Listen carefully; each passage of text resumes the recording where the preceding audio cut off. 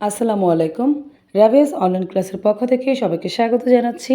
আমি রাবেয়া খাতুন, প্রভাষক, ইসলামের ইতিহাস ও সংস্কৃতি বিভাগ, রামপাল মহাবিদ্যালয় থেকে। আমি আজকে আলোচনা করব ইসলামের ইতিহাস ও সংস্কৃতি বিষয়ের দ্বিতীয় পত্রের তৃতীয় অধ্যায়ের জ্ঞানমূলক ও বহুনির্বাচনী প্রশ্ন নিয়ে। এটি হলো তৃতীয় অধ্যায়ের দ্বিতীয় পর্ব। তাহলে চলো শুরু করা যাক।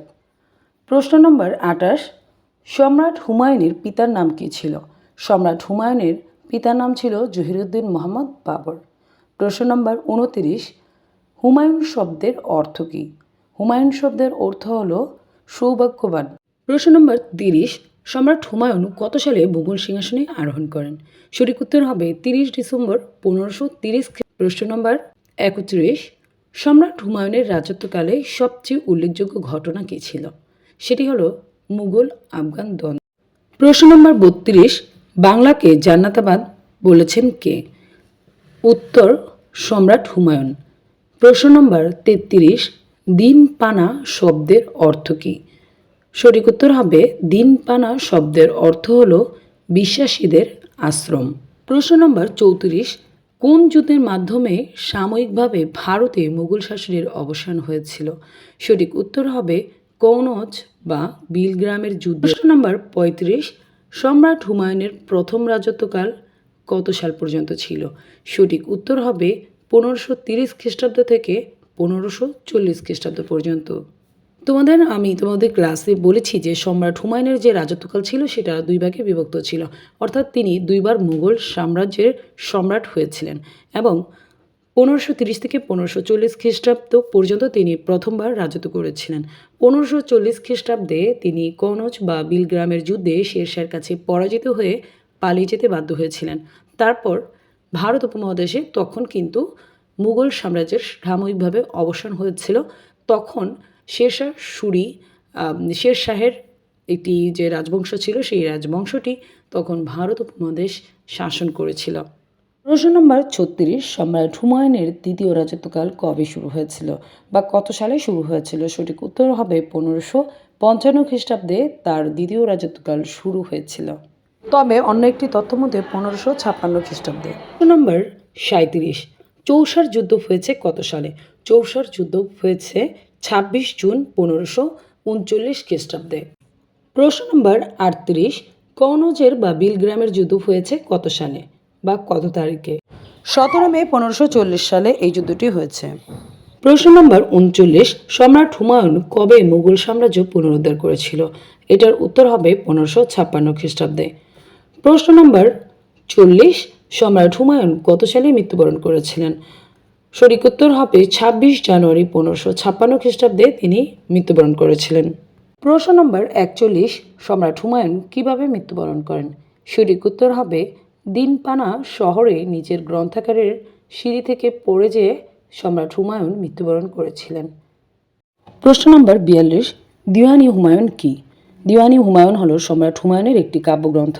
প্রশ্ন নম্বর ৪৩, দিনপানা নগরটি কে নির্মাণ করেছিলেন? সঠিক উত্তর হবে সম্রাট হুমায়ুন। প্রশ্ন নম্বর ৪৪, শাহ তাহমাস কে ছিলেন? সঠিক উত্তর হবে তিনি ছিলেন পারস্যের সাফাবি সম্রাট। প্রশ্ন নম্বর ৪৫, শেরশাহ এর বাল্য নাম কী ছিল? শেরশাহের বাল্য নাম ছিল ফরিদ। এটা খুব গুরুত্বপূর্ণ একটি প্রশ্ন, এটা প্রায় এসে থাকে পরীক্ষায়। প্রশ্ন নম্বর ৪৬, শেরশাহের পূর্ব নাম কী ছিল? শেরশাহের পূর্ব নাম ছিল শের খান। প্রশ্ন নম্বর ৪৭, শের খান কবে শাহ উপাধি গ্রহণ করেছিলেন? সঠিক উত্তর হবে ১৫৩৯ খ্রিস্টাব্দে চৌসার যুদ্ধে বিজয়ী হওয়ার পর তিনি শাহ উপাধি গ্রহণ করেছিলেন।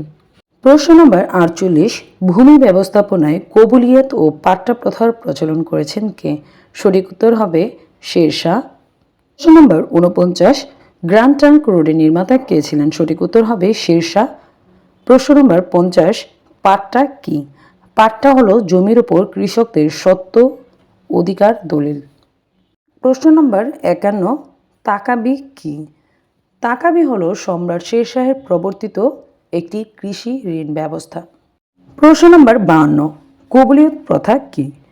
কবুলিয়ত প্রথা হলো রাষ্ট্রীয় জমিতে কৃষকদের প্রদানকৃত কর বা করের হার, যা ওই জমিতে কৃষকের দায়বদ্ধতা, কৃষকের দায়িত্ব কর্তব্যের বিবরণ দিয়ে রাষ্ট্রের সাথে একটি দলিল সম্পাদন করা হতো।